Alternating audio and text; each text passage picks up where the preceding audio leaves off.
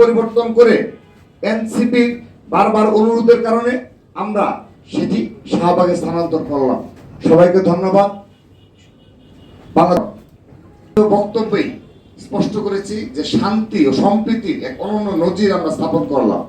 আমরা তো ইচ্ছে করলে এখানে করার মতো সব ধরনের প্রস্তুতি আমাদের সে ধরনের ছিল, কিন্তু আমরা আমাদের পূর্ব নির্ধারিত সেই সিদ্ধান্তের পরিবর্তন করেছি।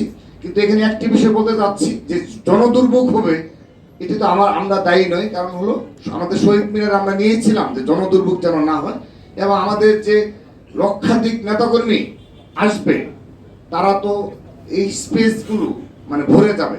তো যা হোক, এখন তো বাস্তবতা মেনে নিয়েই আমাদের শাহবাগে করতে হচ্ছে। এখানে আমি আরেকটি বিষয় বলছি, সোহরাওয়ার্দী উদ্যানে আমরা আজকে আপনাদের এই সাংবাদিকদের মাধ্যমে দৃষ্টি আকর্ষণ করছি, আমরা সোহরাওয়ার্দী উদ্যান কর্তৃপক্ষের সাথে যোগাযোগ করেছি, কিন্তু সেখানে আমরা চাচ্ছি যে আমাদের যে বাসগুলো আসবে, সারা দেশ থেকে যে যানবাহনগুলো আসবে, আমরা যেন এই মৎস্য ভবন হয়ে সোহরাওয়ার্দী উদ্যানে আমরা যেন আমাদের যানবাহনগুলো রাখতে পারি, সেই ব্যবস্থা যেন সোহরাওয়ার্দী উদ্যান কর্তৃপক্ষ করে। কারণ আমরা জেনেছি যে অনেকটা সময় নিয়ে নাকি কোনো একটা ছাত্র সংগঠন এই অনুমতি নিয়েছে।